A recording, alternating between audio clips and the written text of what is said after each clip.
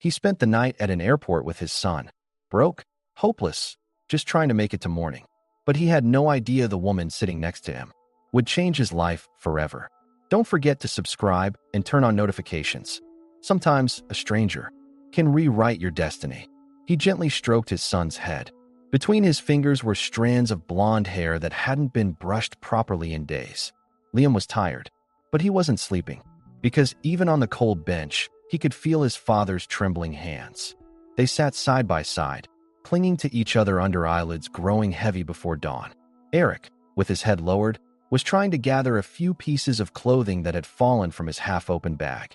As he bent down to pick up a broken button, he noticed her. At the end of the bench, a black suit, a leather bag, and a laptop whose screen was still lit. He couldn't see her face. In the dimness of the night, she was only visible by her shoes and the soft hair that occasionally fell over her shoulder. She was quiet. She didn't move, but she was there. Eric sat back down. While adjusting his son's shoe, the woman suddenly turned her head and their eyes met. Just for a second. But in that second, all the walls Eric had built around his shame, exhaustion, and helplessness came crashing down. Her eyes weren't judging him. They just looked. With curiosity, maybe even empathy. He whispered to his son, "Just a little longer till morning. Hang in there, son." Liam nodded. Even if he couldn't sleep, being next to his dad was all that mattered. Maybe one day, they'd look back and smile at this night.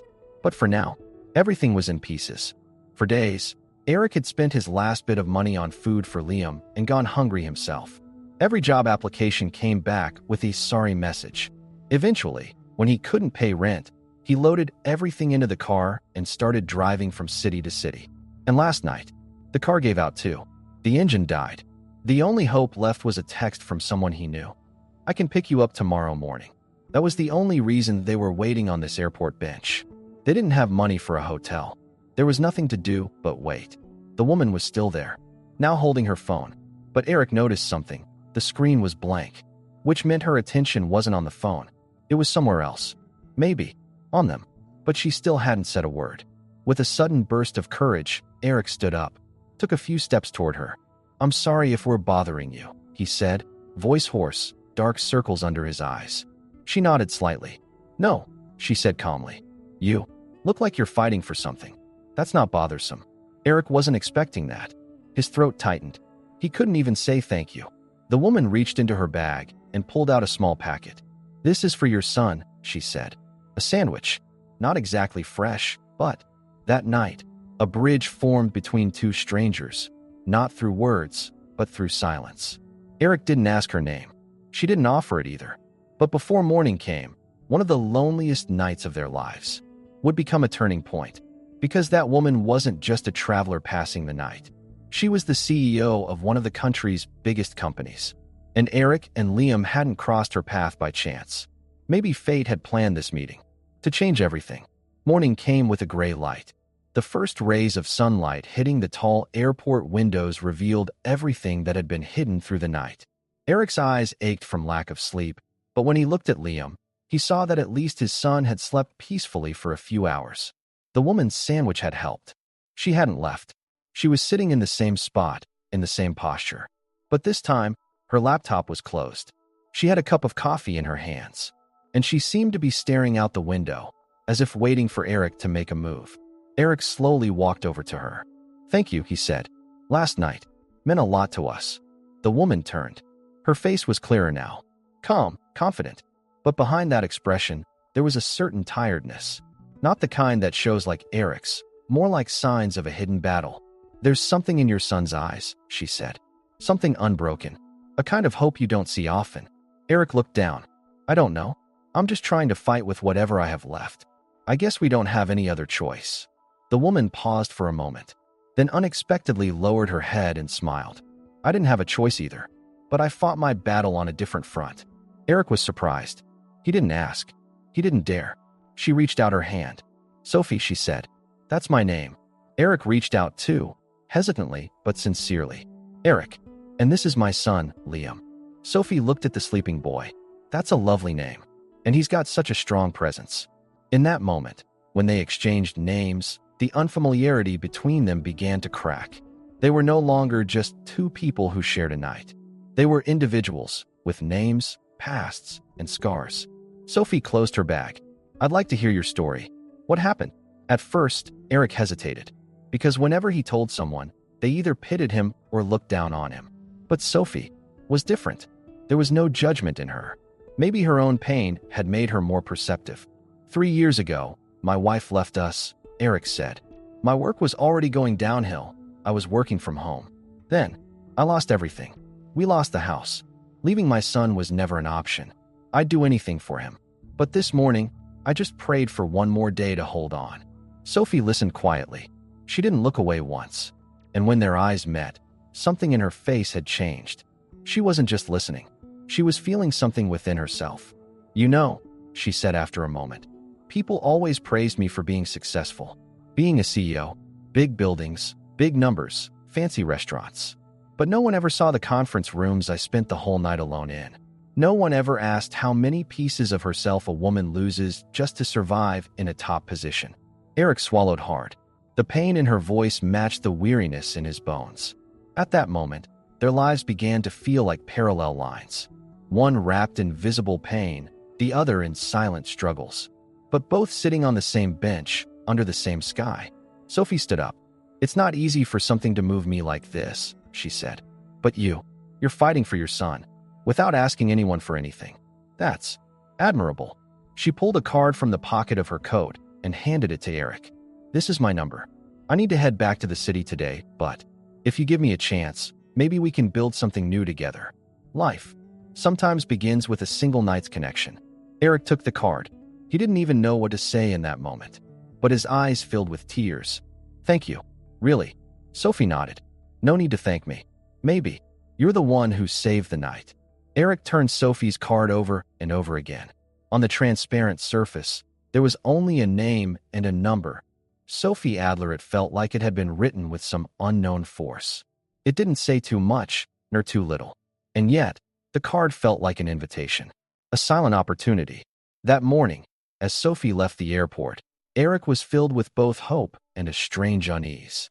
Why would someone like her want to help? Or more importantly, what would helping cost? Liam had woken up. Rubbing his eyes, he asked, Did the lady leave? Eric nodded. Yeah, but maybe. We'll see her again. Just then, his old, cracked phone vibrated in his pocket. The number wasn't familiar. He hesitated for a moment, but answered. Eric Matthews? The voice was firm, cold, and unfamiliar. Yes. This is our final attempt to reach you. The payment period for your vehicle has expired. It was towed last night. The license plate is no longer listed under your name. Eric froze. What? No. Wait, my things were in that car. My son's coat, our photos, documents. The voice didn't change. The legal process is complete. If you wish to file a complaint, contact the regional office. The call ended. Liam went quiet when he saw his dad's eyes fill with tears. He slowly moved closer. Did we lose my coat? Eric tried to smile, but his voice cracked. We'll get a new one. A better one. I promise. But in that moment, every word he said felt like a prayer floating into the air. Because Eric now had nothing left. No place to stay, no car, no ticket home. They stayed in the terminal all day. Eric tried sending emails to a few companies, but his phone battery was almost dead. Liam quietly passed the time playing with an empty milk carton like it was a toy. But even kids could feel it. This wait wasn't just a regular wait. As evening approached, another call came. This time, the screen said private number. Eric. It was a familiar voice. Sophie, is it possible for you to come to my office? I'm in a meeting right now, but there's someone I want you to meet. Someone who might be interested in a man like you. Eric's hands trembled. Where's your office? Sophie gave him an address. Eric pulled out his coins. Not enough for a bus fare. Sophie, I know, she said softly. Someone's on their way to pick you up. Less than 10 minutes later, a black car with tinted windows pulled up in front of the airport. When the door opened, Eric held Liam's hand tighter, feeling the strange discomfort of stepping into such a luxurious car for the first time. Liam was excited. Eric felt torn between shame and gratitude. When they arrived in the city center, the towering glass building left Eric stunned. Was this Sophie's office? No, this wasn't just an office, it looked more like a fortress. The receptionist greeted them with a smile. Ms. Adler is expecting you upstairs. As they rode the elevator to the top floor, Eric's heart was pounding out of his chest. So much had happened in such a short time, and everything felt surreal. The door opened. Sophie greeted them. She wore something simple but elegant. Her smile was warm and genuine. "You made it," she said. "Good. Eric, I want you to meet someone. This person could completely change your life." A man stepped out from the other side of the room. Stern expression, expensive suit. "My name is Cole.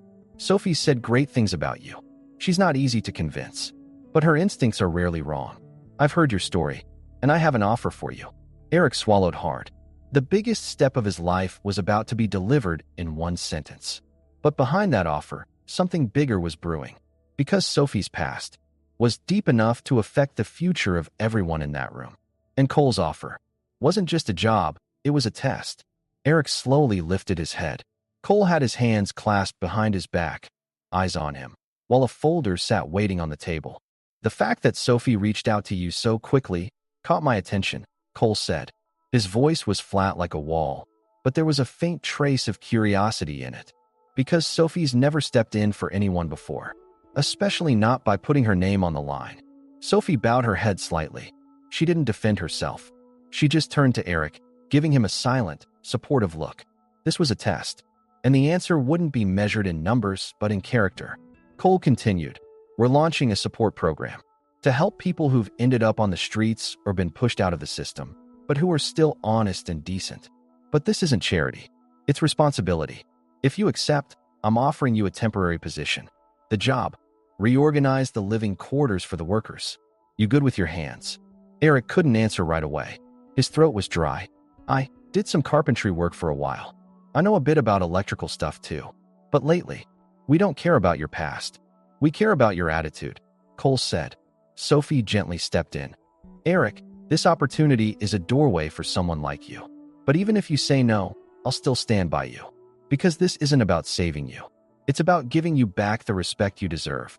Liam sat quietly on a chair in the room, watching his father. Eric looked over at his son. In that moment, he decided. "I'll do it," Eric said. "As long as I can stay with my son. As long as we have a home." Cole closed the folder. "You start Monday." In that moment, it felt like a huge weight inside Eric had lifted. But before he could even process it, Cole turned to Sophie at the door and said quietly, "Your old friend is still watching you. There was a reporter outside the building today. He asked for your name. We stopped him. For now." The calm lines on Sophie's face suddenly tensed. "Thank you," she replied shortly. Then she turned to Eric, trying to smile. "You're officially part of the team now." Eric was happy, but he saw a shadow in Sophie's eyes. Like she was already preparing for another battle. That evening, Sophie arranged a temporary apartment for Eric and Liam. It was simple, but warm. They had beds, hot water, clean towels, a box of cookies. When Eric tucked Liam into bed, the boy was smiling. "Dad, is this our home?" Eric nodded, eyes full. "Yes, at least for now. But somewhere else."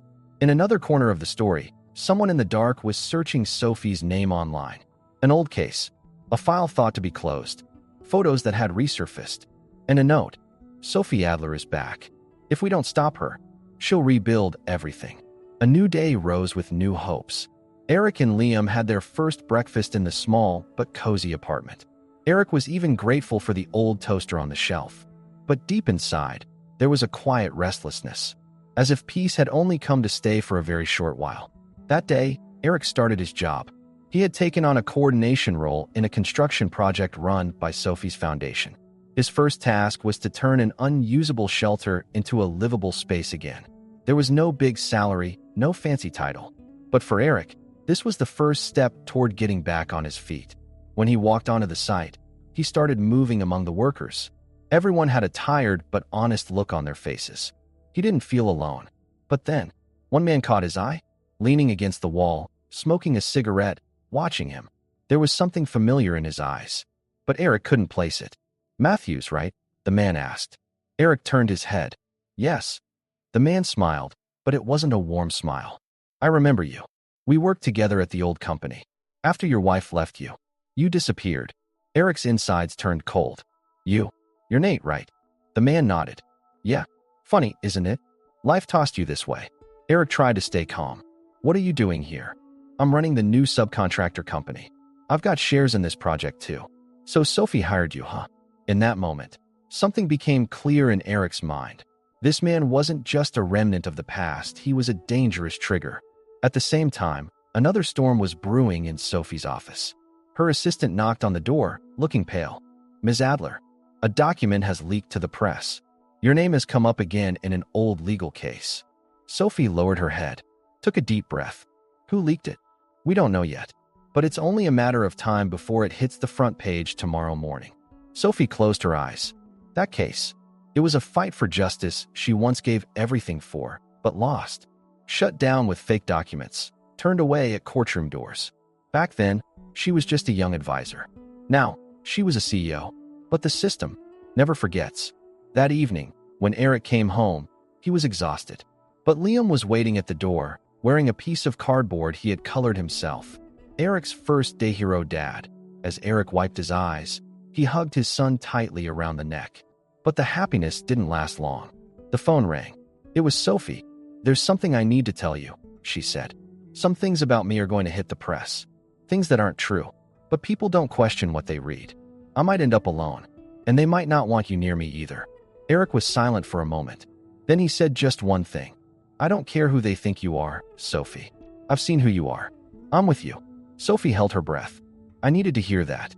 But at that exact moment, on a journalist's laptop screen, a flashing headline was already ready. CEO Sophie Adler's past exposed. Justice or revenge? When morning came, the city was quiet, but the media was screaming. Scandal. Sophie Adler at the center of a case silenced years ago. The dark past of a rising woman. Newspapers, social media, news channels. Everyone was talking about one thing, Sophie. Eric saw the news on his way to work. On the metro screen, there was a clear portrait of Sophie. Below it read, did she hide her past? Or is this just another role? His chest tightened. Because he knew, this news wouldn't just target Sophie, it would come after everyone around her. And now, he was around her. When he arrived at the construction site, Nate was waiting. This time, with two other men. Morning, hero, he said sarcastically. What do you think now? Still standing behind her. Eric took a deep breath. I don't care what people write. I care what she's done. And she was someone who listened to me, who helped me. Like a real human being. Nate laughed. She only brought you in for a show. You still don't get it, do you? No. Eric said firmly this time. You don't get it. Making a difference in people's lives can't be measured by a past battle. At that moment, a car pulled up at the site. Sophie stepped out. All eyes turned to her. But Sophie didn't flinch. She didn't fix her jacket. She didn't lower her head. She walked. She walked straight to Eric. I wanted to say goodbye, she said. I've been forced to step down for a few days. Maybe that's a good thing. Maybe some things need to reshape. Eric stayed quiet. This isn't your fault. No, Sophie said, but it is my fight. And finding you beside me in the middle of it meant more than I expected. Her voice shook. Did you truly believe in me, Eric? Or was it just gratitude? Eric stepped closer and answered gently. I've learned a lot trying to raise my son. But the biggest lesson came from you. No matter how dark the past is, if someone looks at you and says, I see you, that's worth everything. Sophie lowered her head. For the first time, she cried. The distance between them disappeared. In that moment, they weren't just a man and a woman, they were two survivors, souls who had found one another. Just then, Liam came up to them, holding a picture he had drawn. It showed three people, Eric, Liam, and Sophie. I made this for our family, he said. And at that moment, no more words were needed. Because family isn't built on blood alone. It's built on heart. Epilogue. Months later, Sophie returned. This time stronger, more prepared. Eric was by her side. Together, they launched a new social aid project. It starts with one night, a rehabilitation program for parents and children who had ended up on the streets. Eric became the face of the program. Sophie, its heart. And one day, in a large hall, Eric stepped up to the microphone. A woman once gave me a sandwich one night, but what she really gave me was my life back. So to everyone here today, I just want to say this. Sometimes, all it takes is one night to owe a lifetime of gratitude.